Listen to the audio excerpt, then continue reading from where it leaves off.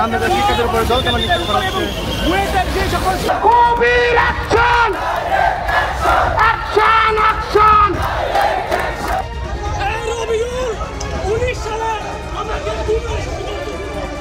আমি জামাত শিবির মুক্তিযুদ্ধ বিরোধী লোকজনের বিরুদ্ধে আমি কথা বলছি। আমি বলব তাই সনদের নিয়ে এখন পর্যন্ত আমরা কোনো উদ্যোগ কিন্তু দেখছি না। তো সেই জায়গা থেকে আমরা বলেছি যে সংস্কারকে পাশ কাটিয়ে আমরা জানি যে আমরা আমাদের যারা আন্দোলন করেছি বিরুদ্ধে তারা আমরা 31 দফায়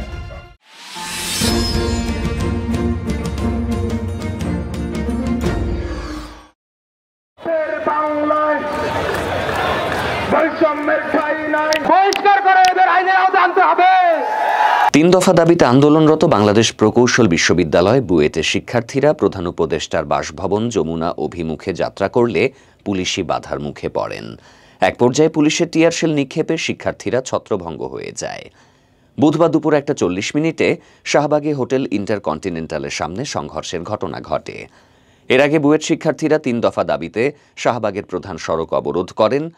বিপ্লবী বন্ধুগণ, আপনারা জানেন দীর্ঘ 6 মাস যাবৎ আমরা একটি যৌক্তিক এবং ন্যায্য দাবির পক্ষে শান্তিপূর্ণ আন্দোলন করছিলাম। আমরা কারো ক্ষতি করিনি, কিন্তু সেই শান্তিপূর্ণ আন্দোলনের আমরা ন্যায্য দাবি আদায়ের লক্ষ্যে যে আন্দোলন করছিলাম। দুপুর 1টার মধ্যে তাদের দাবির প্রতি কোনো প্রজ্ঞাপন না আসায় তারা মার্চ টু সচিবালয় কর্মসূচির ঘোষণা দেন।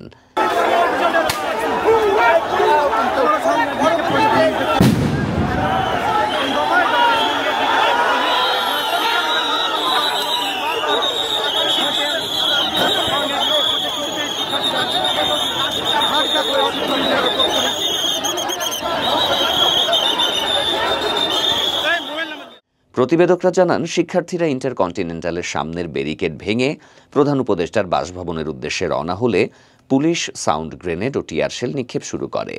শিক্ষার্থীরা পেছনে ফিরে গেলেও আবার বাসভবনের দিকে গেলে পুলিশ হামলা চালায়। ধস্তাধস্তির এক পর্যায়ে দুপুর 1:50 মিনিটে পুলিশ জলকামান ব্যবহার করে। বাংলাদেশ শিক্ষার্থীদের উপরে জল কামান নিক্ষেপ করা হচ্ছে। বুয়েটের যে সকল শিক্ষার্থীরা, যে কয়জন শিক্ষার্থী এখানে উপস্থিত ছিল, সেই শিক্ষার্থীদের উপর কিন্তু আবার জল কামান নিক্ষেপ করেছে। মূলত শিক্ষার্থীদের ছত্রভঙ্গ করার জন্যই কিন্তু আমরা পাশাপাশি শিক্ষার্থীদের ছত্রভঙ্গ করার জন্য জল কামান পুলিশ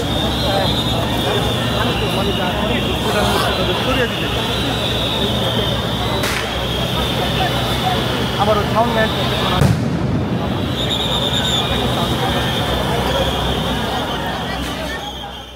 এরপর কাঁদানে গ্যাসও নিক্ষেপ করা হয়। আহসানুল্লাহ বিশ্ববিদ্যালয়ে 2 শিক্ষার্থীকে আহত অবস্থায় হাসপাতালে নেওয়া হয়।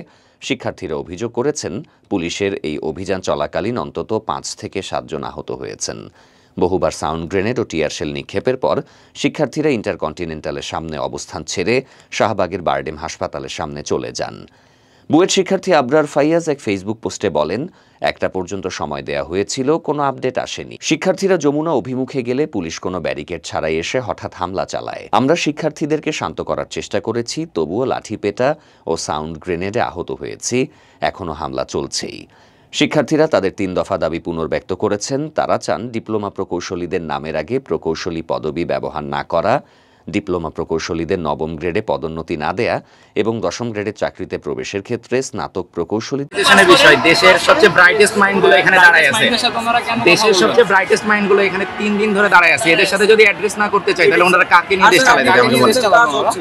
কাজটা কখন হচ্ছে? যখন আমরা শাহবাগ ব্লকে আমরা রাতের বেলা আসলাম যাতে মানুষের দুর্ভোগ না হয়। ওনারা তো তখন মনে নাই। আপনারা সিকিউরিটি ব্যবস্থা করেন, ওনাদেরকে আসতে পারেন, সামনে যত ব্যারিকেড লাগে ব্যারিকেড দেন, তারা এখানে এসে একটা প্রেস মিছিলের দায়িত্ব আমরা নিব। আমাদের দিকে দায়িত্ব এনজিও 1 সেন্টিমিটার সামনে আগাবেন।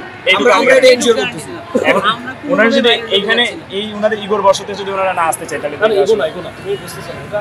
তুমি হয়তো ওই জায়গা থাকলে তোমার ওনার কিছু সিকিউরিটি ইস্যুটাই ওরা হচ্ছে এর আগে যতবারই এরকম ঘটনা ঘটছে, একটা হচ্ছে এটা অভিজ্ঞতা ভালো না। 2 নম্বর হচ্ছে এরকম যদি আসে তাহলে হবে কি, মনে করো আমরা ওনার এভারেজ মানে এই যে আমার ডিভিশনে, মনে করো এই যে আমার ডিভিশনের মধ্যে সেক্রেটারিয়েট পড়ছে, যমুনা পড়ছে, এই যে এইটা পড়ছে ঢাকা কলেজ, সিটি কলেজ, এইসব জায়গায় মানে অভিজ্ঞতা হচ্ছে যদি একবার আসে এরকম, তাহলে যেই ওই যে গার্মেন্টসের কর্মী আসলে সে বলবে যে উপদেষ্টা এখানে আসে, অমুক আসলে ওই যে প্রাইমারি স্কুলের মাস্টার আসবে সে কোনো যে লজিক্যাল দাবি হইলে তো আশা লাগবে, তাই না? গার্মেন্টস কর্মীর সাথে আপনি বুয়েটের স্টুডেন্ট মিলাইলে তো হবে না। সামনে কথা বলতেছে, তখন বলবেন যে হ্যাঁ ওইখানে আসতে পারে, তাহলে আমাদের এখানে আসবে না কেন? আমাদের দাবি তো ইস্যুর গ্র্যাভিটিটা তো বোঝা লাগবে স্যার। আমাদের টিমটা যখন কথা হচ্ছে কি এক্সাম্পলটা তো আমাদের দিয়ে তৈরি হবে না, অলরেডি হয়ে গেছে।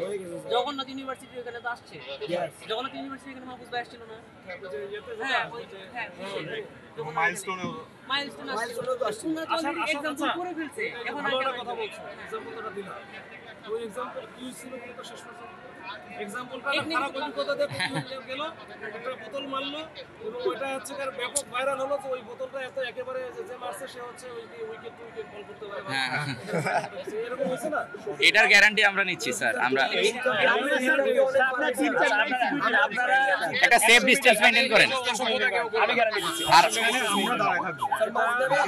আমার ক্ষমতার মধ্যে না, বা আমি এটা তোমাদের যে কথাগুলো আমি ডিসেমিনেট করা বা সব জায়গায় দেওয়ার আমি আবারও দিব, এটা আমি আবারও কথা বলতেছি, রিপিট করতেছি, আমি আবারও দিব। আচ্ছা, এটা আশা না আসা তাদের উপর। এখন আর এর মধ্যে আমি যেটা মূল বিষয়, যেটা তোমাদের কাজের বিষয়টা মূল বিষয়, তোমার এটা হচ্ছে কিনা, এখানে কে আসতো না আসতো সেটা বড় বিষয় না, বড় বিষয় হচ্ছে কাজটা হচ্ছে কিনা। এখন এখানে এসে হয়তো বলবে যে ওই ডিক্লারেশন দিলাম, ওইটা যদি কাগজে কলমে দিয়েই ফেলে তাহলে আসে কইলাই বাকি। এটা আমি আধা ঘন্টা একটু দাঁড়াও, আমি আমি আমি এখন আমরা কিছু বুঝি, ইউনিভার্সিটি পড়ি, তো এই কমিটি গঠন হলে বোঝো না, অনেক বোঝো। এখন মেয়র কমিটি এটা টাইমলাইন বেঁধে দেওয়া উচিত। মেয়র কাছে যদি ঢুকে যায় সিস্টেমের মধ্যে যাইতে হবে, কখন সলিউশন হবে, কি হবে, কিছু মনে করো তোমার এটা দিল, মানে যারা এদের সুবিধাভোগী বা যারা এটা আগে ভুগে আছে তখন তারা কি বসে থাকবে মনে করো? তাহলে এই জিনিসটা মানে এত সময় নিয়ে আসতে হবে যে ঐক্যমত কমিশন হয় নাই, আমাদের একটা এমন একটা মোটামুটি একটা ঐক্যমতের ভিত্তিতে নিয়ে আসতে হবে, এটা স্টেট করবে। এটা তোমার কথা না, এটা টাইমলাইন বেঁধে সেই বিষয়ে আমরা চাইছি এটা টাইমলাইন বেঁধে দিতে হবে।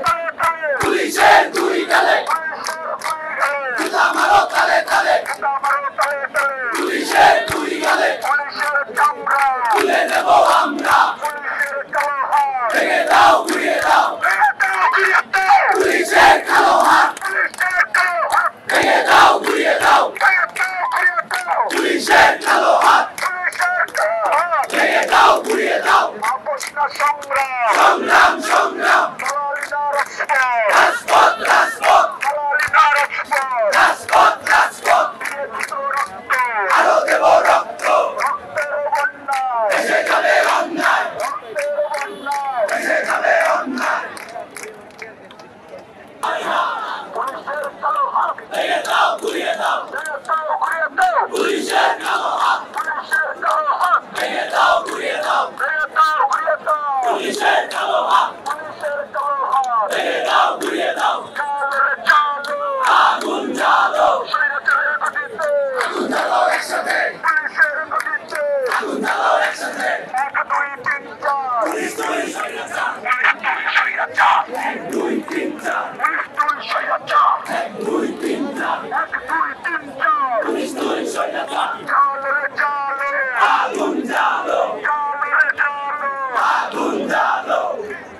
পুলিশ তো দেখি হাসিনা ইমানের সংস্কার, পুলিশ তো দেখি হাসিনা ইমানের সংস্কার, পুলিশ তো দেখি হাসিনা ইমানের সংস্কার, পুলিশ তো দেখি হাসিনা ইমানের সংস্কার, ইমানের সংস্কার, পুলিশ তো দেখি হাসিনা, পুলিশ তো দেখি হাসিনা ইমানের সংস্কার, ইমানের সংস্কার, পুলিশ তো দেখি হাসিনা ইমানের সংস্কার, পুলিশ তো দেখি হাসিনা, পুলিশ তো দেখি হাসিনা ইমানের সংস্কার, 1 2 3 4 পুলিশ তুই স্বৈরাচার, পুলিশ তুই স্বৈরাচার, 1 2 3 4 1 2 3 4 পুলিশ তুই স্বৈরাচার, পুলিশ তুই স্বৈরাচার, 1 2 3 4 1 2 3 4 পুলিশ তুই স্বৈরাচার, বিএনপি তো রক্ত আরো দেব রক্ত, 18 হাতিয়ার জন্য আরেকবার, কেপিসের হাতিয়ার জন্য আরেকবার, আমার সোনার বাংলার সন্ন্যাসীদের ঠাই নাই, সন্ন্যাসীদের থাম নাই, দেব আমরা আউটসাইডের বাংলায়।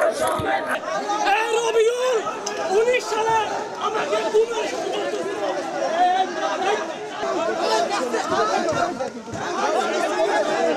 ঢাকা বিশ্ববিদ্যালয় কেন্দ্রীয় ছাত্র সংসদ ডাকসু নির্বাচনে স্বতন্ত্র ভিপি প্রার্থী জালাল আহমদ জালালের বিরুদ্ধে রুমমেটকে ছুরিকাঘাতের অভিযোগে মামলা হয়েছে।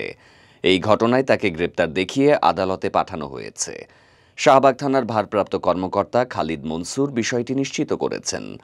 ওসি জানান, মঙ্গলবার 26শে আগস্ট দিবাগত রাতে জালাল আহমদ তার রুমমেটকে ছুরিকাঘাত করেন। এ ঘটনার পর হল ও বিশ্ববিদ্যালয় প্রশাসনের সহায়তায় পুলিশ জালালকে হেফাজতে নেয়। রাতেই বিশ্ববিদ্যালয় প্রশাসনের পক্ষ থেকে তার বিরুদ্ধে হত্যাচেষ্টা মামলা দায়ের করা হয়। মামলা তদন্তের জন্য তাকে রিমান্ড চেয়ে আদালতে পাঠানো হয়েছে। জানা গেছে, মঙ্গলবার রাত 12:30টার দিকে হাজী মোহাম্মদ মহসিন হলের 462 নম্বর রুমে জালাল আহমদ তার রুমমেট রবিউল হককে ছুরিকাঘাত করেন। আহত রবিউল হক 2018-19 সেশনের রাষ্ট্রবিজ্ঞান বিভাগের শিক্ষার্থী এবং বর্তমানে ঢাকা মেডিকেলে চিকিৎসাধীন আছেন। আহত রবিউল হক বলেন, জালাল রাতে হঠাৎ রুমে এসে লাইট জ্বালিয়ে অযথা শব্দ করতে থাকে। এতে তার ঘুম ভেঙে যায়। তিনি প্রতিবাদ করলে জালাল তাকে অবৈধ ও বহিরাগত বলে গালাগালি শুরু করে এবং এক পর্যায়ে তাকে আঘাত করে। ঘটনার পরপরই বিশ্ববিদ্যালয় প্রশাসন জালালকে পুলিশে সোপর্দ করে। হাজী মোহাম্মদ মহসিন হলের প্রাধ্যক্ষ ডক্টর মোহাম্মদ সিরাজুল ইসলাম জানান, এ ধরনের নৃশংস কর্মকাণ্ডের জন্য তাকে হল থেকে বহিষ্কার করা হয়েছে। তার ছাত্রত্ব বাতিলেরও ব্যবস্থা নেওয়া হবে। বিশ্ববিদ্যালয়ের প্রক্টর সাইফুদ্দিন আহমদ বলেন, জালালের বিরুদ্ধে আগে থেকে একাধিক অভিযোগ ছিল, তবে আজকের ঘটনার পর পূর্বের সব অভিযোগ খতিয়ে দেখা হবে। তিনি আরও জানান, এই ঘটনায় আসন্ন ডাকসু নির্বাচনে কোনো প্রভাব পড়বে না। এদিকে এই ঘটনার পর হাজী মোহাম্মদ মহসিন হলের শিক্ষার্থীদের অনেকে প্রাধ্যক্ষের পদত্যাগের দাবি জানিয়েছেন। এ বিষয়ে প্রক্টর বলেন, শিক্ষার্থীরা যদি পদ্ধতিগতভাবে তাদের দাবি উপাচার্যের কাছে পেশ করে, তবে তাদের দাবির বিষয়ে যথাযথ ব্যবস্থা নেওয়া হবে। আমি জামাত, শিবির, মুক্তিযুদ্ধ বিরোধী লোকজনের বিরুদ্ধে আমি কথা বলছি, আমি বলবো।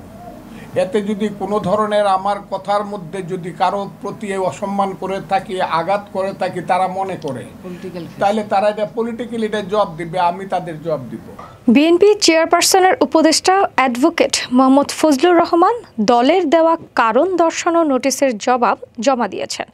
মঙ্গলবার বিকেলে বিএনপির সিনিয়র যুগ্ম মহাসচিব অ্যাডভোকেট রুহুল কবির রিজভীর বরাবর লিখিত জবাব প্রদান করেন তিনি। ফজলুর রহমান জানান, তাকে বিকেল 4টার মধ্যে জবাব দেওয়ার নির্দেশ দেওয়া হয়েছিল।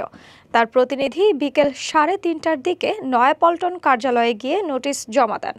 জবাব দেওয়ার জন্য অতিরিক্ত 24 ঘন্টার সময় দেওয়ায় তিনি কৃতজ্ঞতা প্রকাশ করেন। লিখিত জবাবে ফজলুর রহমান স্পষ্ট করেন, তিনি কখনোই জুলাই আন্দোলন নিয়ে কুরুচিপূর্ণ বা বিভ্রান্তিকর মন্তব্য করেননি, বরং জুলাই আগস্টের শহীদদের প্রতি সর্বোচ্চ শ্রদ্ধা জানিয়ে আসছেন। তিনি দাবি করেন, 2024 সালের 16 জুলাই রংপুর বিশ্ববিদ্যালয়ে শহীদ আবু সাইদ হত্যাকাণ্ডের পর প্রথম তিনি তাকে 21 শতকের বীরশ্রেষ্ঠ হিসেবে অভিহিত করেছিলেন। ধর্মীয় অনুভূতিতে আঘাতের অভিযোগ প্রসঙ্গে ফজলুর রহমান বলেন, তিনি একজন দৃঢ়বিশ্বাসী মুসলমান এবং ইসলাম ও আল্লাহ রাসূলের প্রতি তার অটল আস্থা রয়েছে। তবে জামায়াতে ইসলামী সহ ধর্মকে ব্যবহার করে রাজনীতি করা ব্যবসায়ীদের বিরুদ্ধে তিনি সব সময়ই কথা বলেছেন, ভবিষ্যতেও বলবেন। কোটা আন্দোলন নিয়ে তিনি বলেন, আন্দোলন শুরুর সময় ছাত্রদের গণতন্ত্রের আন্দোলনে অংশগ্রহণে তিনি উৎসাহিত করেছিলেন। জুলাই আন্দোলন এবং বিএনপির দীর্ঘ সংগ্রামে তিনি সক্রিয়ভাবে সম্পৃক্ত ছিলেন। শেখ হাসিনা সরকারের পতনের পর জামায়াত শিবির নিজেদের জুলাই আন্দোলনের ভ্যানগার্ড দাবি করে ইতিহাস বিকৃতির চেষ্টা করেছে বলেও অভিযোগ করেন তিনি। এছাড়াও মুক্তিযুদ্ধ অস্বীকারের প্রবণতার বিরুদ্ধে তিনি নিয়মিত বক্তব্য দিয়ে আসছেন এবং জামায়াত শিবিরকে কালো শক্তি হিসেবে চিহ্নিত করেছেন বলে উল্লেখ করেন। বিএনপির আন্দোলনের জমি দীর্ঘদিন ধরে তৈরি করার পরও শেষ মুহূর্তে জামায়াত ও বৈষম্য বিরোধী ছাত্ররা সেটি ব্যবহার করেছে বলে অভিযোগ করেন তিনি। জাতীয়তাবাদী দলের প্রতিষ্ঠাতা, মুক্তিযুদ্ধের ঘোষক শহীদ প্রেসিডেন্ট জিয়াউর রহমানের প্রতি শ্রদ্ধা জানিয়ে ফজলুর রহমান বলেন, তার সব বক্তব্য জাতীয়তাবাদী আদর্শের ভিত্তিতেই দেওয়া। কিছু বক্তব্যে যদি অনিচ্ছাকৃতভাবে ভুল ত্রুটি থেকে থাকে তবে তিনি দুঃখ প্রকাশ করতে প্রস্তুত। তিনি আরও বলেন, দলের ক্ষতি হয় এমন কোনো কাজ তিনি কখনো করেননি এবং ভবিষ্যতেও করবেন না। বিএনপির নেতৃত্বের প্রতি তার পূর্ণ আস্থা রয়েছে এবং দলের বৃহত্তর স্বার্থে সব সিদ্ধান্ত তিনি মেনে নেবেন।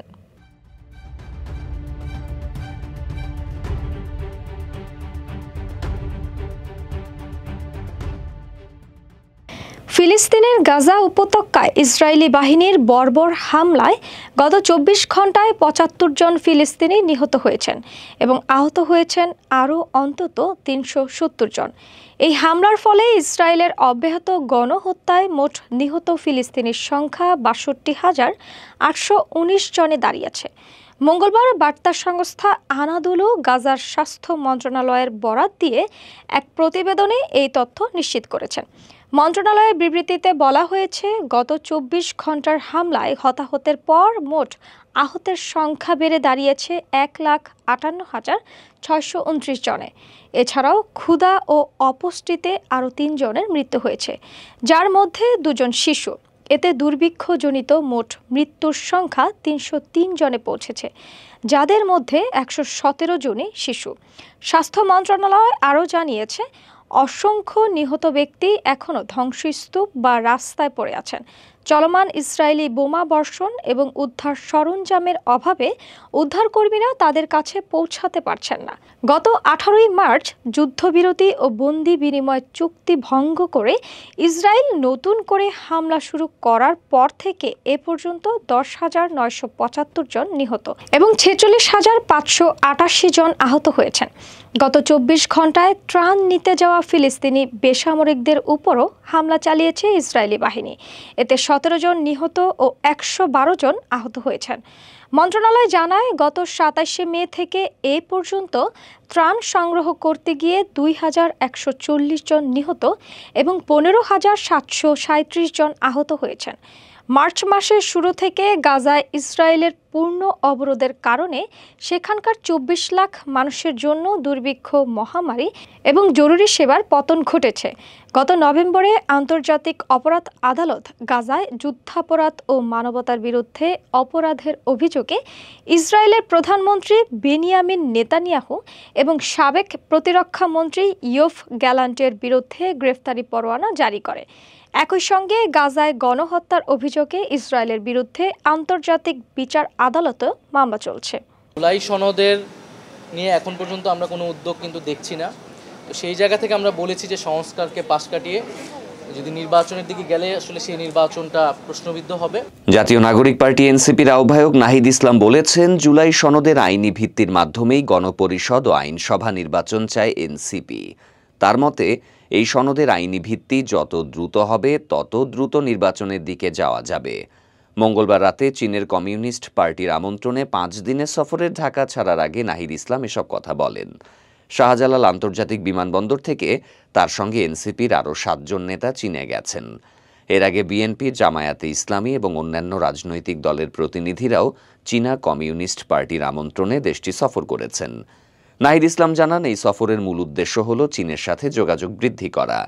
সফরে দুই দেশের রাজনৈতিক দল তাদের মিশন ও ভিশন নিয়ে মত বিনিময় করবে, যা দুই দেশের সরকার ও জনগণের মধ্যে বন্ধুত্বপূর্ণ সম্পর্ক উন্নয়নে সহায়তা করবে। এদিকে যুক্তরাষ্ট্রের নিউ ইয়র্কে বাংলাদেশ কনসুলেট অফিসে অন্তর্বর্তী সরকারের উপদেষ্টা মাহফুজ আলমের ওপর হামলা চেষ্টার প্রতিবাদ জানিয়েছে এনসিপি। মঙ্গলবার এক বিবৃতিতে দলটি এই হামলার নিন্দা জানায়। বিবৃতিতে বলা হয়, গণহত্যাকারী ও ফ্যাসিবাদী সংগঠন আওয়ামী লীগের পলাতক নেতাকর্মীরা কনসুলেট অফিসে ভাঙচুর চালিয়েছে এবং রাষ্ট্রীয় প্রতিষ্ঠানের ওপর সরাসরি সহিংস আক্রমণ করেছে। এনসিপি এই হামলা তদন্ত এবং দায়ীদের বিরুদ্ধে যথাযথ আইনি ব্যবস্থা গ্রহণের জন্য অন্তর্বর্তী সরকার ও যুক্তরাষ্ট্র সরকারের প্রতি আহ্বান জানিয়েছে। আপনারা জানেন যে আমরা আমাদের যারা একসাথে আন্দোলন করেছি আমরা এই ফ্যাসিবাদের বিরুদ্ধে, তারা আমরা 31 দফা একটা কর্মসূচি প্রণয়ন করেছিলাম। সেই 31 দফা কর্মসূচির মধ্যে কিন্তু আজকে সংস্কারের যে সমস্ত বিষয়গুলো আছে সমস্তগুলোই সেখানে আছে। সুতরাং সংস্কারের পক্ষে আমরা প্রথম থেকে, কারণ আমরা তখনই উপলব্ধি করেছিলাম যে বিদ্যমান যে রাষ্ট্র কাঠামো, সেই রাষ্ট্র কাঠামোতে গণতন্ত্র প্রতিষ্ঠা করা সম্ভব নয়। এখন এই সংস্কার করার জন্য সমস্ত রকম সহযোগিতা আমরা এই সংস্কার কমিশন করেছি। আমরা এই অন্তর্বর্তী সরকারের সঙ্গে সব রকম সহযোগিতা করেছি, কোথাও বাধা সৃষ্টি করিনি, কখনো কোনো বড় রকমের দাবি তুলে রাজপথে নেমে সরকারকে বিভ্রান্ত করিনি।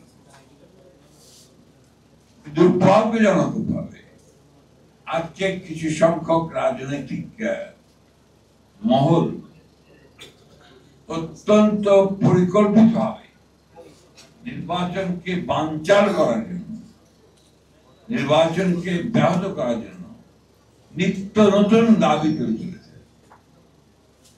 এমন এমন দাবি তুলছেন যে আসলে বাংলাদেশের মানুষেরা পরিচিতই না। সংস্কার শব্দটার সঙ্গে আমাদের সাধারণ মানুষ পরিচিত না, তারপরে সেটা আমরা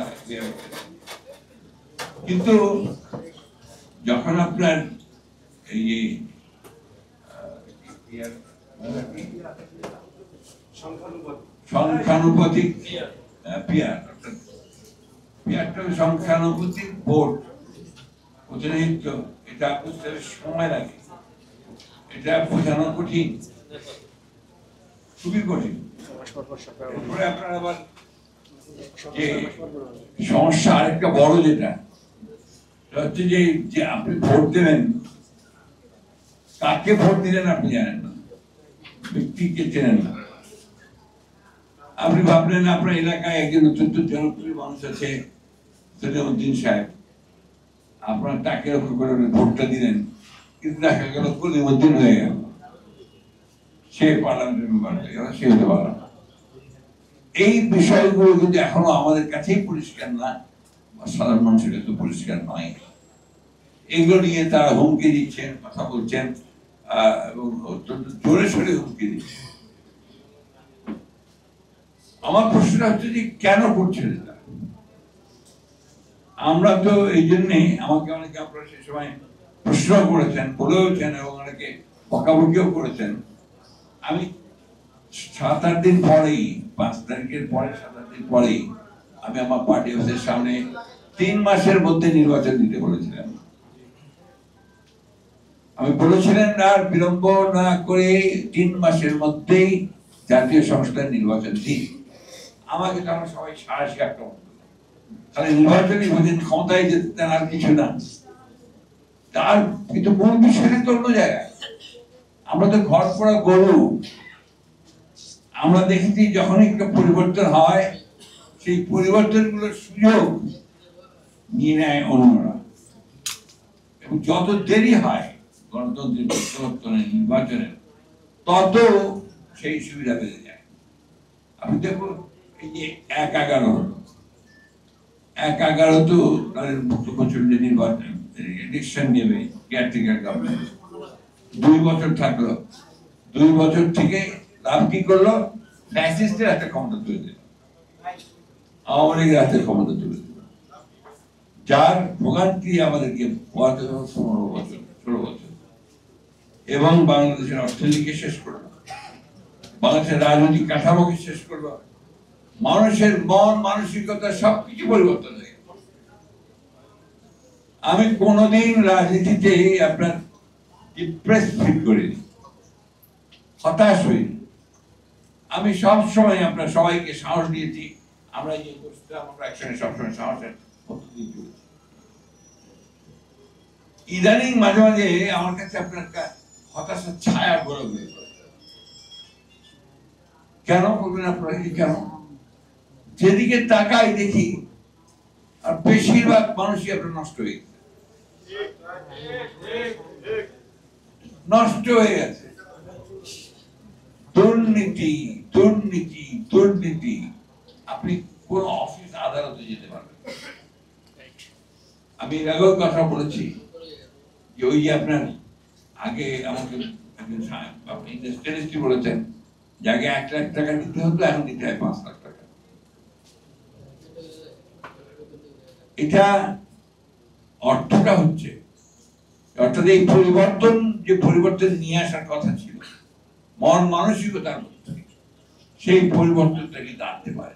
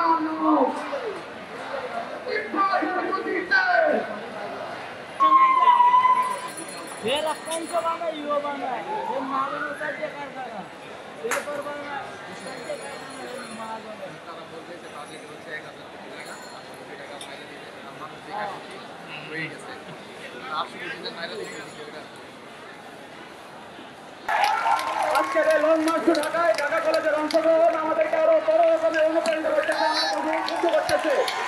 সারা বাংলাদেশের ছাত্র জনতা আমাদের সাথে মিলেমিশে একাকার হয়ে যাচ্ছে। আমাদের বাইরে যারা আসছে আমরা সবাই তাদেরকে অভ্যর্থনা জানাই।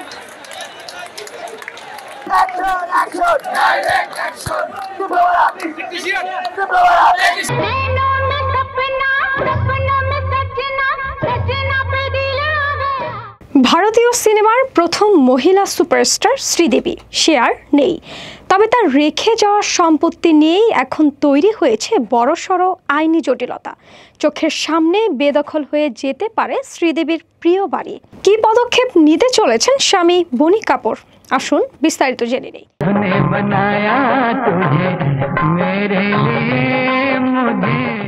চেন্নাইয়ের ইস্ট কোস্ট রোডে 1988 সালে একটি বাংলো কিনেছিলেন শ্রীদেবী। সেই সময় স্থানীয় এক ব্যক্তির কাছ থেকে আইনসম্মতভাবেই বাড়িটি ক্রয় করেন তিনি। বিয়ের পর এই বাড়িতেই অনেক সময় কাটিয়েছেন শ্রীদেবী ও তার পরিবার। এমনকি মেয়েরা জাহ্নবী ও খুশি কাপুরের ছোটবেলায় অনেক স্মৃতিও জড়িয়ে রয়েছে এই বাড়ির সঙ্গে। দেশ বিদেশের নানা প্রান্ত ঘুরে গৃহসজ্জার সামগ্রী কিনে সাজানো হয়েছিল বাংলোটি, কিন্তু সেই বাড়ি নিয়ে এখন এক অস্বস্তিকর পরিস্থিতি তৈরি হয়েছে।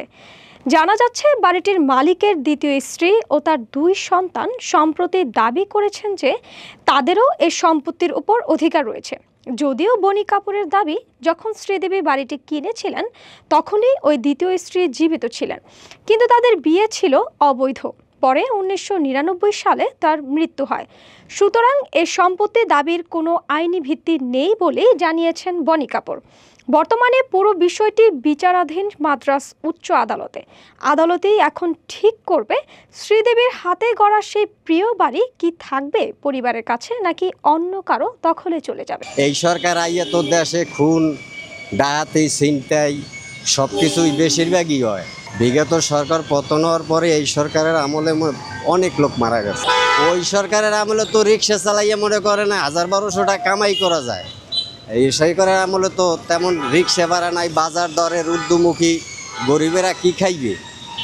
রিক্সা যে চালাইয়া জমা ওঠে, হ্যাঁ আবার মাহাজনের জমা দিলে আবার পকেটে টাকা তাই না, খাইতে খুব সমস্যা হয়।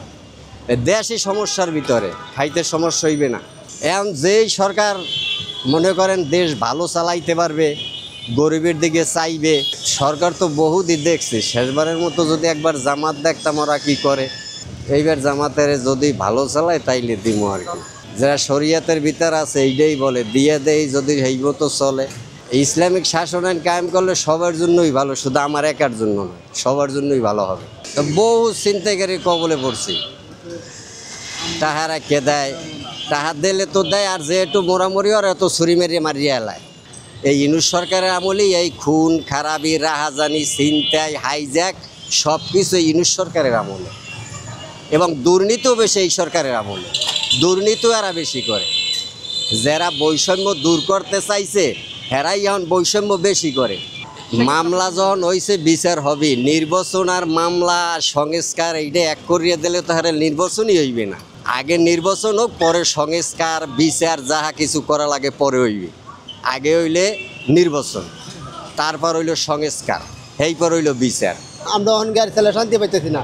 আগের দিন পাইতাম 1000-1500 টাকা, আর এখন জন্য 800 টাকা, 500 টাকা, 600 টাকা বেতন লাগতে পারি না। কথা বুঝছেন, আমাকে অনেক কষ্ট হয়ে থাকে গাড়ি চালানি। আমরা মনে হচ্ছে নির্বাচন সরকারই চাই। কথা বুঝেন নাই, এই সরকার আজকে আছে কালকে নাই, আর এই সরকার তো মধ্যে কোনো ভ্যালু বসু নাই, দেশে কোনো আইন কারণ নাই। দেশের আমাদের এই সরকারের মনোরঞ্জন ওরকম কিছু আইন উৎস করা আছে, ওরকম কিছু কাজ করে নাই যে জনগণের লাগে একটা কিছু করে আলবো। আর মনোরঞ্জন সরকারের মনোরঞ্জন জনগণের কী করতে পারবে, কোনো কিছু করতে পারবে না। এবার নির্বাচনের সরকার আইলে ভালো হয় আর কি, আইনমেন্ট করা হইব এবং দেশের একটা শৃঙ্খলা থাকতে হইব, মানুষের একটা নিরাপত্তা থাকতে হইব। আর এখন যে জায়গায় জায়গায় মার্ডার হইতেছে, জায়গায় জায়গায় কষ্ট হইতেছে, কেউ ধরে কেউ বয়াতে যায় না, পুলিশ এখন কাজ করে না। বলছেন একটা লোকের যেটা 5-4 লোকের যেটা মারতে আছে, কোনো নাই, কেউ বয়াতে যায় না, এই আর কি। এই সরকার যতদিন ভালো না পরিবেশ সেতদিন থাকবো। তো মনে বর্তমানে যে গাড়ি গুড়ি বাড়ছি বেশি হয়েছে।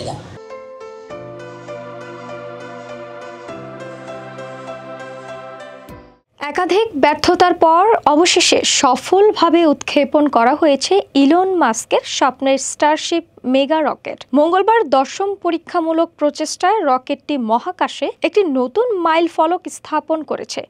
এই সফল উৎক্ষেপণ ইলন মাস্কের মঙ্গল গ্রহে মানুষ পাঠানোর স্বপ্ন এবং নাসার চাঁদে নভোচারী পাঠানোর পরিকল্পনার জন্য একটি বড় অগ্রগতি। খবর এএফপির। স্থানীয় সময় সন্ধ্যা 6টা 30 দক্ষিণ টেক্সাসের স্টারবেস থেকে স্টারশিপ উৎক্ষেপণ করা হয়। উৎক্ষেপণের কয়েক মিনিট পর রকেটের নিচের অংশ অর্থাৎ সুপার হেভি বুস্টারটি সফলভাবে মেক্সিকো উপসাগরে অবতরণ করে। এটি ছিল রকেটটির জন্য একটি গুরুত্বপূর্ণ সাফল্য। স্টারশিপ মূলত 2টি অংশ নিয়ে গঠিত। 120 মিটারেও বেশি উঁচু এই রকেটের উপরের অংশটিকে শিপ বলা হয়, যার নিচের বিশাল রকেট ইঞ্জিন সুপার হেভির উপর স্থাপন করা থাকে। এই উড়ানে 8টি ডামি স্টারলিংক ইন্টারনেট স্যাটেলাইট সফলভাবে মহাকাশে স্থাপন করতে সক্ষম হয় স্পেস এক্স। এটি ছিল একটি গুরুত্বপূর্ণ অর্জন, যা ভবিষ্যতে সত্যিকারের স্যাটেলাইট স্থাপনের পথ খুলে দেবে।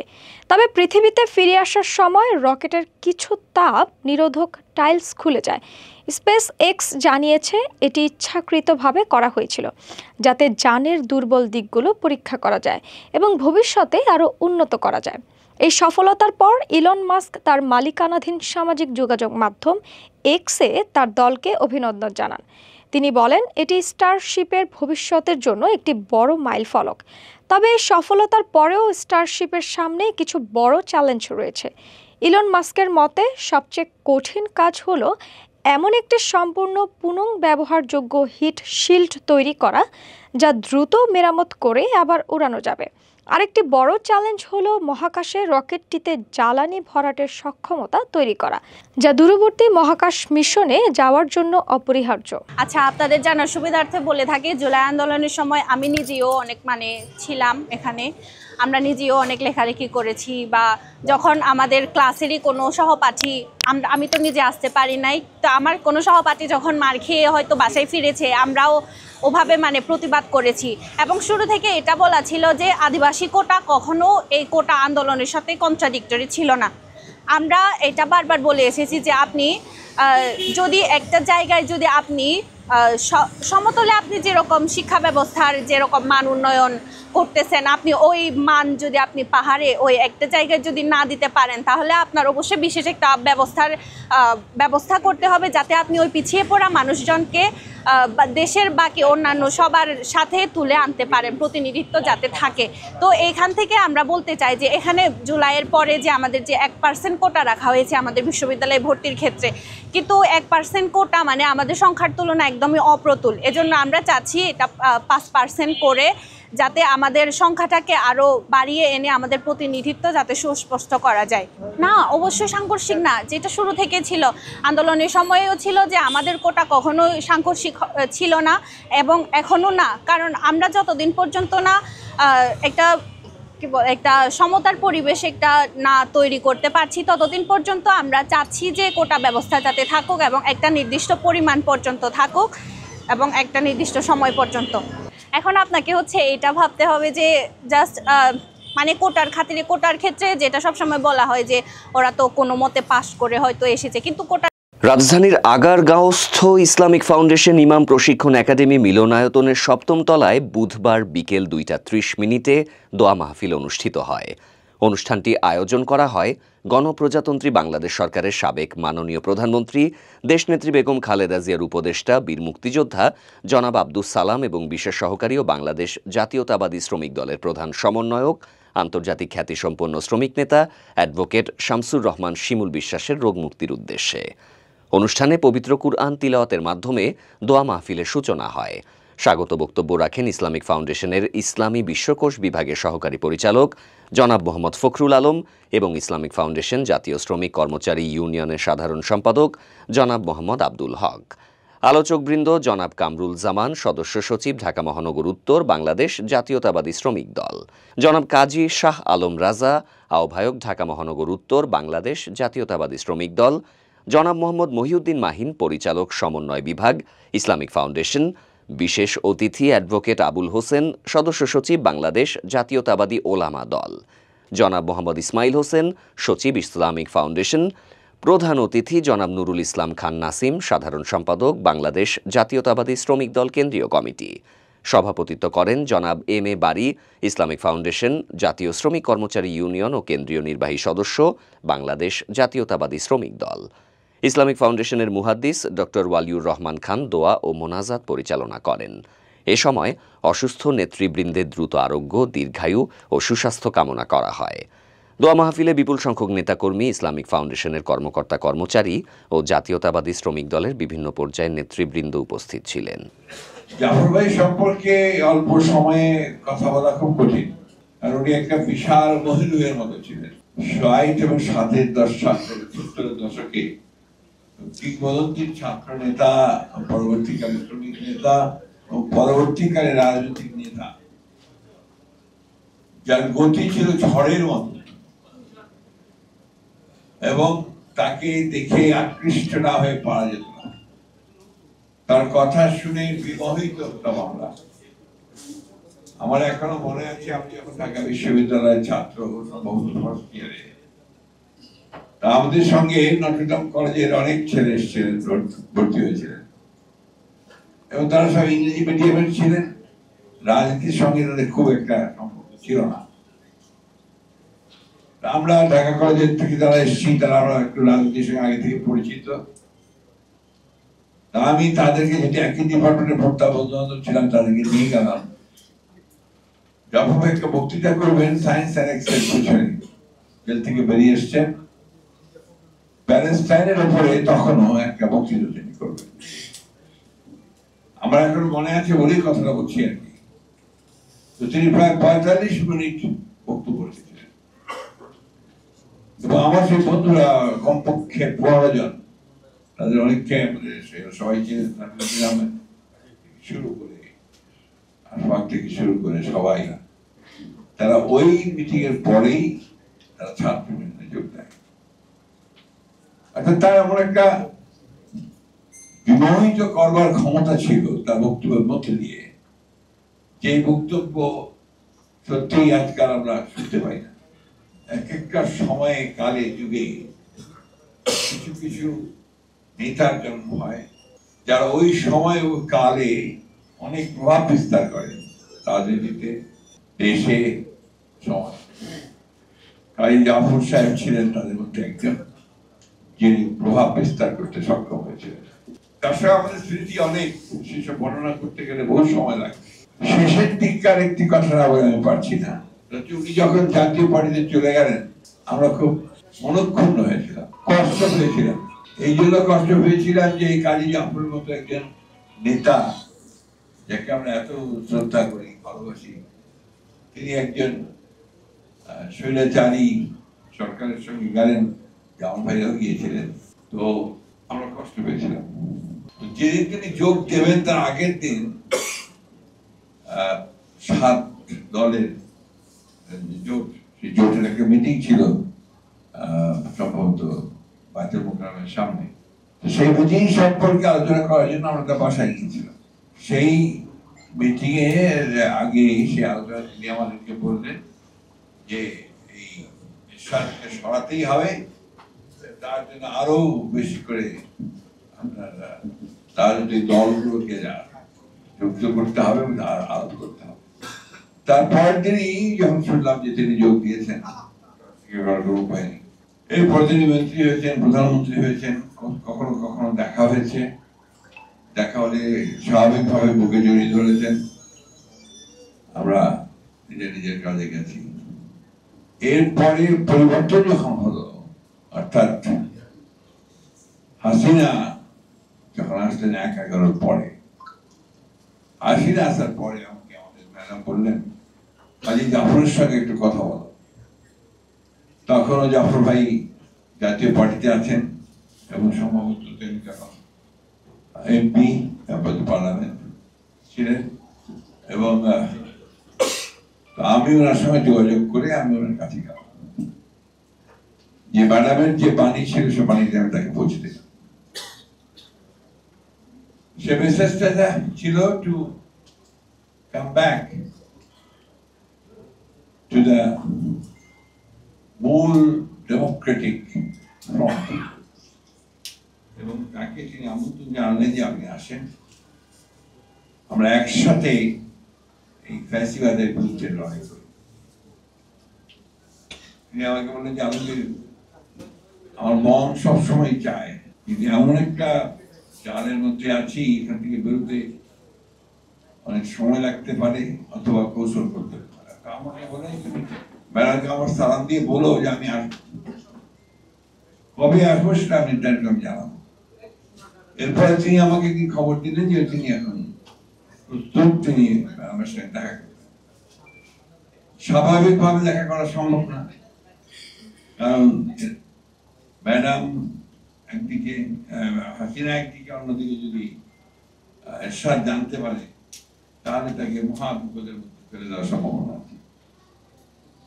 এই জন্য আমার এখনো মনে আছে, আমি বেশি লম্বা করবো না, রাতের বেলা ছদ্মবেশ ধারণ করে তাকে আমরা গাড়ি বদল করে রাতে ম্যাডামের বাসায় নিয়ে গেল। এখন যে বাসায় হচ্ছে অনেক ফেলে যায় সেখানে। তো উপরে উঠে ম্যাডাম, উনি ম্যাডামকে উনি যখন সালাম দিলেন, ম্যাডাম তো একটু চিনতেই পারেনি, একেবারেই চিনতে পারেন। তো ম্যাডাম তখন বললেন, এই কাকুভাই বললেন, ম্যাডাম আমি জাফর। তো বলছে এই কি বেশ ধরেছেন আপনি? তো বললো যে ম্যাডাম উপায় নেই, কারণ এইভাবে না হলে আমি আসতে পারতাম। এরপরে ইতিহাস অনেক লম্বা, উনি বেরিয়ে এসছেন, এই প্রেস প্রেস ক্লাবেই উনি সম্মেলন করেছেন। সম্মেলন করে জাতীয় পার্টি থেকে বের হয়ে এসেছেন আমাদের সহ সবাই এখানে প্রচন্ড মারামারি মেরেছে, বোম মেরেছে। বাংলাদেশ পুলিশের একটি ফর্মড পুলিশ ইউনিট জাতিসংঘ শান্তিরক্ষা মিশনে অংশ নিতে গণতান্ত্রিক কঙ্গো প্রজাতন্ত্রের উদ্দেশ্যে ঢাকা ত্যাগ করেছে। মঙ্গলবার রাত 1:45টায় হজরত শাহজালাল আন্তর্জাতিক বিমানবন্দর থেকে যাত্রা করে 180 সদস্যের এই কন্টিনজেন্ট, এর মধ্যে রয়েছেন 70 জন নারী পুলিশ সদস্য। কন্টিনজেন্টের নেতৃত্ব দিচ্ছেন পুলিশ সুপার জান্নাত আফরোজ। বিমানবন্দরে শান্তিরক্ষীদের বিদায় জানান অতিরিক্ত আইজি খন্দকার রফিকুল ইসলাম, ডিআইজি রেজাউল করিম এবং পুলিশ হেডকোয়ার্টার্সের ইউএন অপারেশনস উইংয়ের ঊর্ধ্বতন কর্মকর্তারা। বাংলাদেশ পুলিশের ফর্মড পুলিশ ইউনিট 2005 সাল থেকে এবং নারী কন্টিনজেন্ট 2011 সাল থেকে গণতান্ত্রিক কঙ্গো প্রজাতন্ত্রে জাতিসংঘ শান্তিরক্ষা মিশনে দায়িত্ব পালন করে আসছে। তাদের পেশাদারিত্ব আন্তর্জাতিক অঙ্গনে প্রশংসিত হয়েছে। উল্লেখ্য, জাতিসংঘ শান্তিরক্ষা কার্যক্রমে বাংলাদেশ পুলিশের পদযাত্রা শুরু হয় 1989 সালে নামিবিয়ার মিশন দিয়ে। বর্তমানে জাতিসংঘের বিভিন্ন শান্তিরক্ষা মিশনের দায়িত্ব পালন করছেন বাংলাদেশের 215 পুলিশ সদস্য। এর মধ্যে 138 জন এফপিইউ এবং 37 জন ইন্ডিভিজুয়াল পুলিশ অফিসার হিসেবে কাজ করছেন। শান্তিরক্ষী সদস্যদের মধ্যে রয়েছেন 75 জন নারী পুলিশ সদস্য। শান্তিরক্ষায় দায়িত্ব পালনের সময় জীবন উৎসর্গ করেছেন পুলিশের 24 জন সাহসী সদস্য।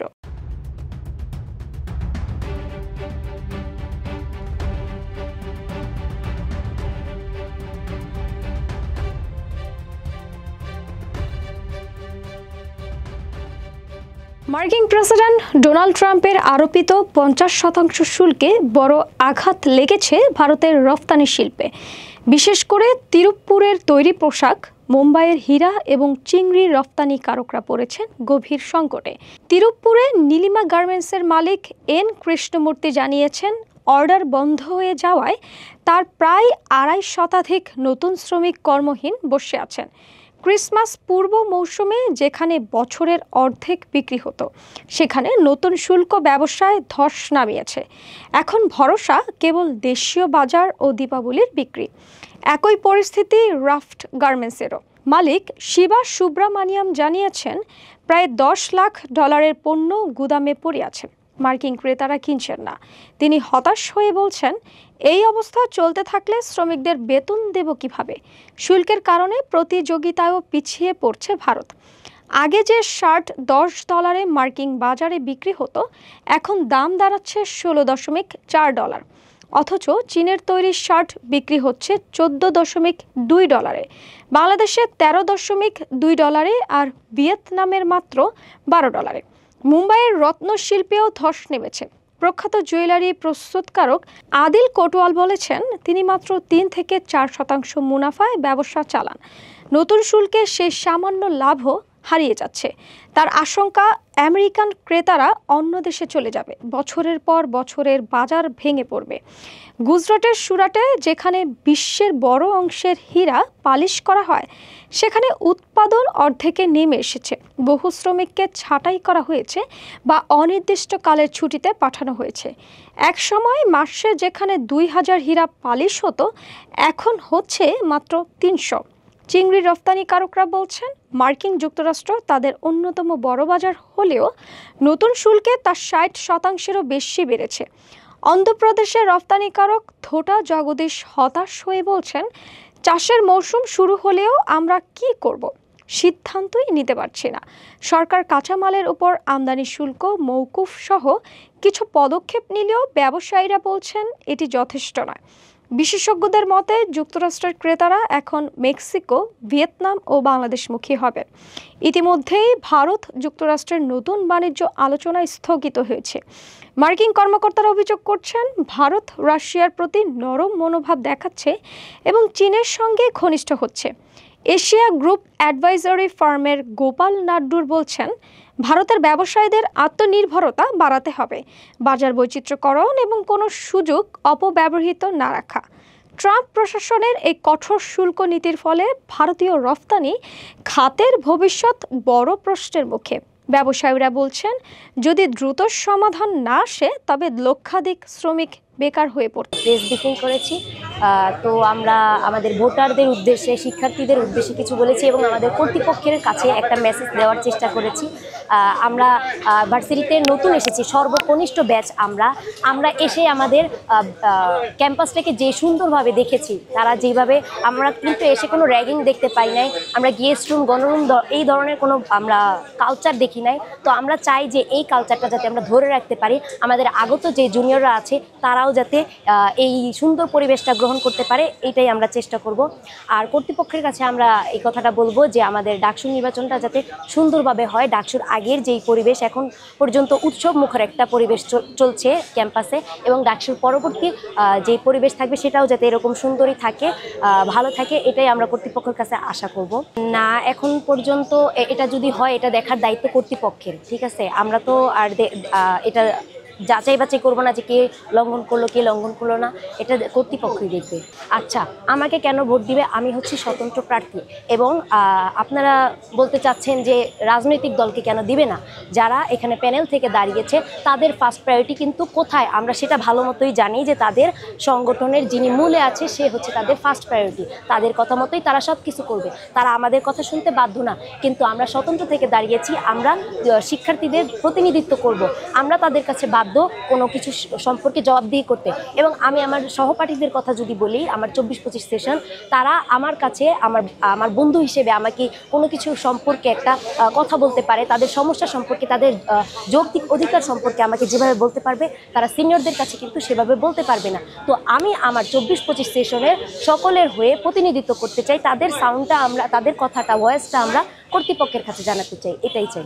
টেলিভিশন, ফিল্ম অ্যান্ড ফটোগ্রাফি বিভাগের 2024-25 সেশনের একজন শিক্ষার্থী, এবং আমরা জানি আসন্ন ডাকসু নির্বাচনটা হতে যাচ্ছে আগামী 9 সেপ্টেম্বর। প্রায় দীর্ঘ 6 বছর পর একটি ডাকসু নির্বাচন হতে যাচ্ছে, এবং এই নির্বাচন নিয়ে অ্যাকচুয়ালি আমাদের অনেকেরই, সবারই অনেক বেশি আশা প্রত্যাশা।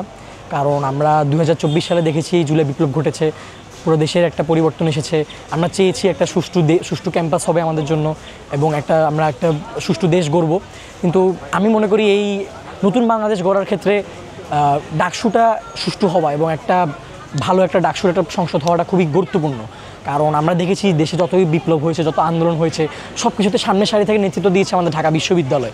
এবং ঢাকা বিশ্ববিদ্যালয় বলতে গেলে আমাদের বাংলাদেশের রাজনৈতিক ক্ষেত্রে বলেন, শিক্ষাগত ক্ষেত্রে বলেন, সব ক্ষেত্রে হচ্ছে একটি আইডল হিসেবে কাজ করে আমাদের এই ক্যাম্পাস, এই বিশ্ববিদ্যালয়। সো আসন্ন ডাকসু নির্বাচনে আমরা অবশ্যই প্রত্যাশা করব যেন আমরা সুষ্ঠু একটা প্যানেল পাই, আমরা যেন যোগ্য প্রার্থী পাই যারা অ্যাকচুয়ালি দেশের জন্য কাজ করবে, যারা অ্যাকচুয়ালি বিশ্ববিদ্যালয়ের জন্য কাজ করবে। কারণ আমাদের বিশ্ববিদ্যালয়ে অনেক 104 বছরের ইতিহাস হয়ে গেল, 104 বছর চলে গেল, এখন পর্যন্ত একটা শিক্ষার্থী বলতে পারবে না যে ভার্সিটিতে একটা সমস্যা নেই। আপনি জিজ্ঞেস করেন সবাইকে, হাজার হাজার শিক্ষার্থী, সবাই বলবে অ্যাটলিস্ট একটা করে সমস্যা আছে। তো কেন 104 বছর থেকে সমস্যাগুলো সেরে ওঠা সম্ভব হলো না? সেরে ওঠা সম্ভব, এই জন্য প্রয়োজন দক্ষ প্রতিনিধি, যা আমরা প্রত্যাশা করি যে এই বছর ইনশাল্লাহ আমরা দক্ষ প্রতিনিধি পাবো, যোগ্য প্রতিনিধি পাবো, যারা অবশ্যই আমাদের দাবি দাওয়াগুলো শুনবে, প্রশাসনের সাথে বসবে, সব কথাবার্তার বিষয়ে বলবে। কয়েকটা সমস্যা যদি আমি তুলে ধরি, যেমন আমাদের সবচেয়ে বড় যেখানে আমাদের যে সমস্যাটা, আবাসন সমস্যা। কারণ এত বড় একটা বিশ্ববিদ্যালয়, 18টা হল দিয়ে অ্যাকচুয়ালি 10টা-18টা হল দিয়ে অ্যাকচুয়ালি কভার হচ্ছে না এতগুলো শিক্ষার্থীর আবাসন। অনেক শিক্ষার্থী যারা দূর দূরান্ত থেকে আছে তারা হল পাচ্ছে না। আবার দেখা যায় অনেকেই আশেপাশে থাকে, যেমন আমি অনেকে আশেপাশে থাকে, ঢাকা শহরে থাকে, তারাও হল পেয়ে যাচ্ছে, কিন্তু দূর দূরান্ত থেকে আসা অনেক শিক্ষার্থী হল পাচ্ছে না। তো আবাসন সংকটটা নিরসন করার অনেক বড় জরুরি একটা ব্যাপার।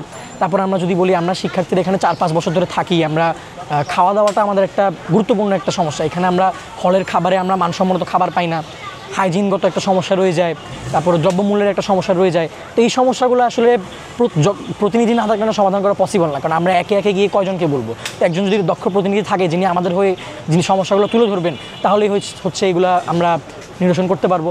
আর যদি বলি, খুবই ইম্পর্টেন্ট একটা আমাদের যদি পয়েন্ট থাকে, সেটা হলো রিসার্চ অ্যান্ড ডেভেলপমেন্ট। আমরা জানি সায়েন্স, আমাদের একটা সুবিশাল সায়েন্স ফ্যাকাল্টি আছে, কিন্তু এই সায়েন্স ফ্যাকাল্টি থেকে যারা পড়ে বের হচ্ছে, তারা দেশের জন্য কতটুকু তারা তাদের মেধার কাজে লাগাতে পারছে। আমরা দেখতে পারি বেশিরভাগই চলে যায়, অনার্স শেষ করে তারা বিদেশ চলে যায়। এই দেশের রিসার্চে তারা কোনো অবদানই রাখছে না, কারণ তারা মনে করে যে বাইরে গেলে তারা একটু বেটার রিসার্চ ফ্যাসিলিটি পাবে, তারা বেটার ফান্ডিং পাবে। তা আমাদের বিশ্ববিদ্যালয় প্রশাসন কি সেই ফান্ডিংটা দিতে পারে না আমাদের শিক্ষার্থীদের জন্য? সেটা তো দেওয়া উচিত। তো আমি মনে করি যে ইনশাল্লাহ যেন নেক্সট ডাকসুটা যখন হোক, আমরা যোগ্য প্রতিনিধি পাবো এবং এই সকল সমস্যার তারা সমাধান করবে। এবং এই আসন্ন নির্বাচনটা যেন সুষ্ঠু হোক, নির্বাচন নিয়ে যে দলীয় রাজনীতি, নির্বাচন নিয়ে যেই নোংরামি, সে নোংরামিগুলো যেন না হোক। কারণ আর কত নোংরামি আমরা সহ্য করবো? 2024 সাল পর্যন্ত আমরা 16 বছরের একটা ফ্যাসিবাদী সরকার পেয়েছি এবং আমরা এর মধ্যে নোংরামি দেখেছি, ছাত্রলীগের বিশাল নোংরামি আমরা ক্যাম্পাসে দেখেছি। তা তো আমরা আর দেখতে চাই না। আমরা চাই সুষ্ঠুভাবে নির্বাচন হোক, প্রতিনিধিরা সবাই মিলেমিশে থাকুক এবং একটা আমাদেরকে যোগ্য প্রার্থীরাই যেন নির্বাচিত হোক, এই কামনায় আমরা ব্যক্ত করি এবং এই বলে আমি শেষ করতে যাচ্ছি। আপনারা আমাদের আমন্ত্রণ জানিয়েছিলেন, বুডেক থেকে আমরা আপনাদের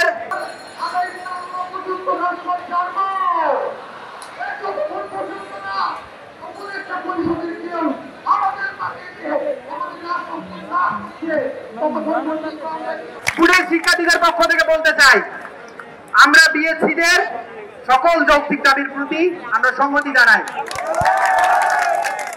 এবং আমরা আপনাদের সঙ্গে রাজপথে আছি, থাকবো ইনশাল্লাহ।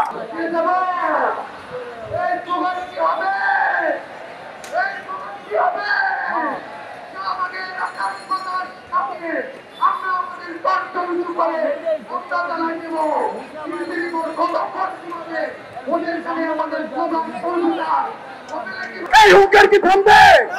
এই জোয়ার কি থামবে? আমরা কি দাবি আদায় করার জন্য যাবো? আমরা কি ডিপ্লোমাদের এগেন্সে কিছু বলছি? আমাদের দাবি কার কাছে? সরকারের কাছে। ওরা কিভাবে আমাদের হুমকি দেয়?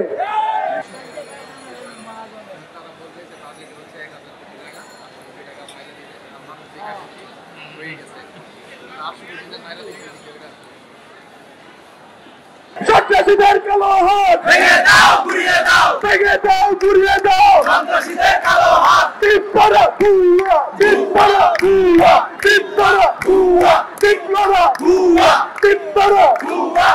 ডাক্তারের কাজ কি নার্স দিয়ে করতে পারবেন?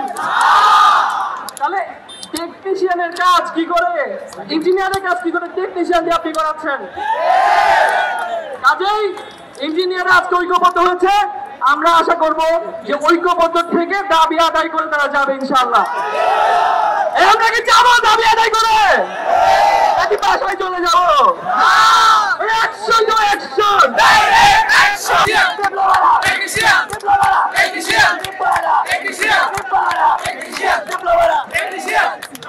এবং দুর্ভাগ্যজনক ভাবে রাজনৈতিক নেতা নেত্রীরাও এর মধ্যে জড়িত হয়ে পড়ছে, যেটা আরো বেশি ক্ষতি করছে বাংলাদেশে। আজকে বাংলাদেশকে বাঁচানোর জন্য আমাদের সকলের এগিয়ে আসা দরকার। এই দেশটা আমাদের।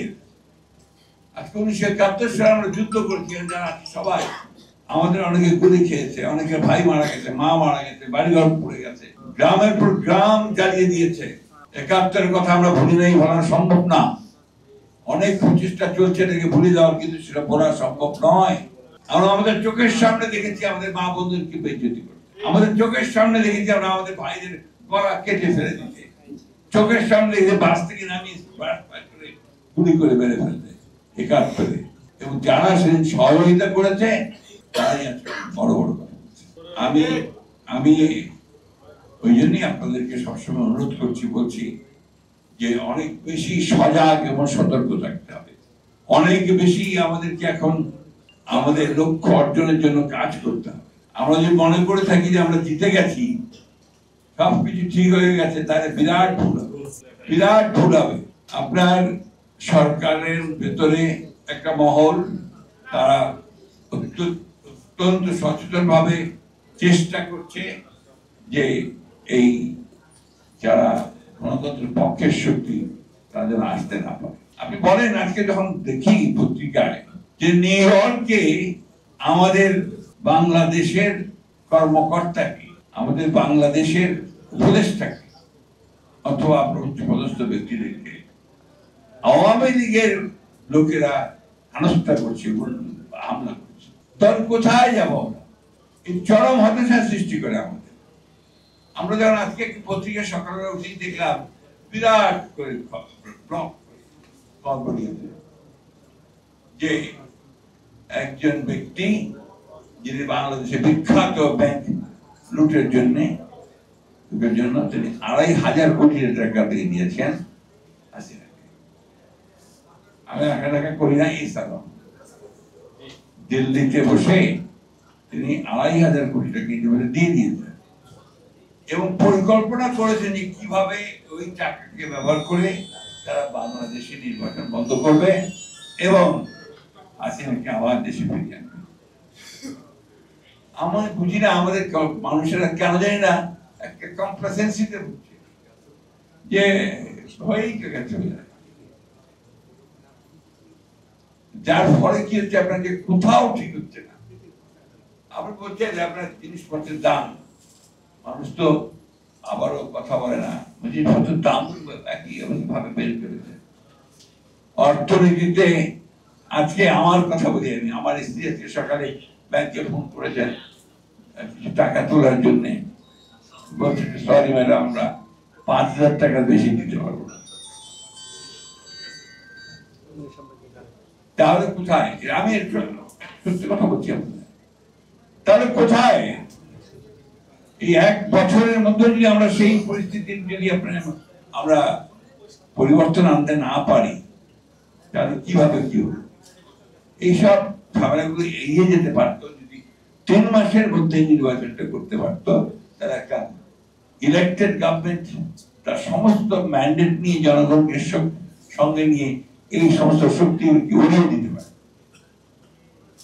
আমি এখনো বলি যে সময় আছে, এখনো কাম টু ইউর সেন্সেস, অতি দ্রুত এই সনদ সংস্কার এগুলোর কাজগুলোর জটিলতা বৃদ্ধি না করে শেষ করে ফেলেন। অতি দ্রুত নির্বাচনের ব্যবস্থা যেটা ঘোষণা দিয়েছেন সেটার চূড়ান্ত ব্যবস্থা নিন। রাজনৈতিক দলগুলোকে নির্বাচনমুখী করে ফেলুন এবং একটা নির্বাচনের মধ্য দিয়ে জনগণের প্রতিনিধিত্বকে নিশ্চিত করুন। এছাড়া কোনো বিকল্প নেই,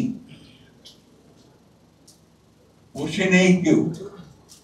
যারা আপনার ফায়দা নিতে চায় এরা বিভিন্ন ভাবে কাজ করছে।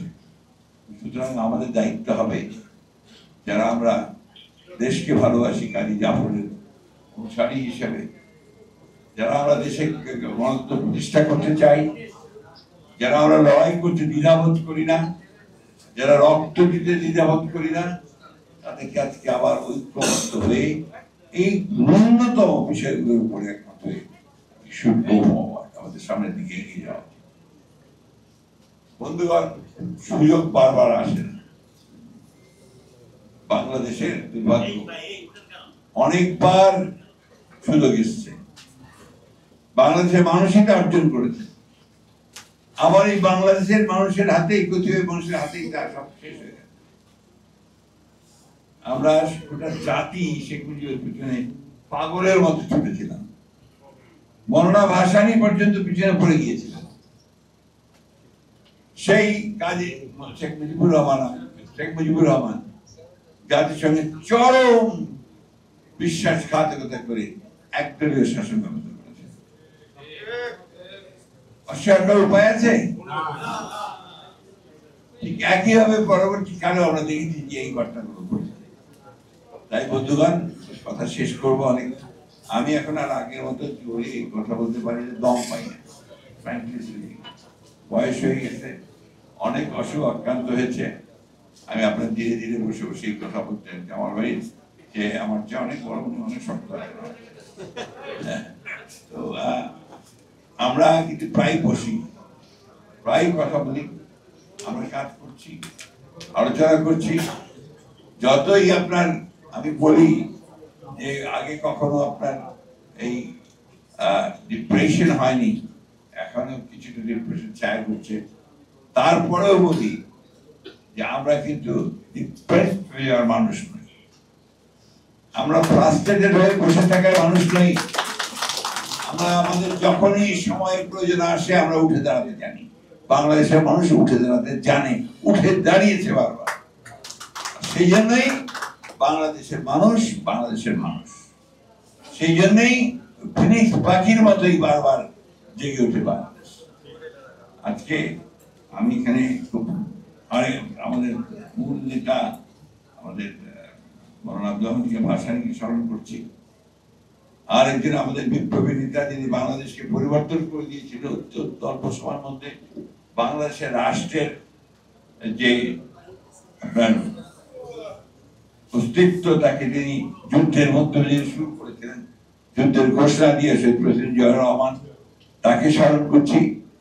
আর অত্যন্ত শ্রদ্ধা ভরে অন্তর থেকে স্মরণ করছি আমাদের নেত্রী দেশনেত্রী খালেদা জিয়াকে, যিনি অপরিসীম অসাধারণ ধৈর্য এবং তার যে অনমনীয় মনোভাব, তার যে গণতন্ত্রের পক্ষে যে লড়াই, সেই লড়াই করেই কিন্তু আজকে আমরা এই পর্যায়ে। তাই বন্ধুগণ, আসুন, যারা প্রাণ দিয়েছেন 5ই আগস্ট এবং তার আগে জুলাই মাসে আগস্টে, তাদের প্রতি আমরা শ্রদ্ধা জানাচ্ছি। তো একই সঙ্গে আশা করছি যে যারা সেদিন সামনের সারিতে ছিলেন, দয়া করে কাম টু ইউর সেন্সেস এবং দেশকে রক্ষা করার জন্য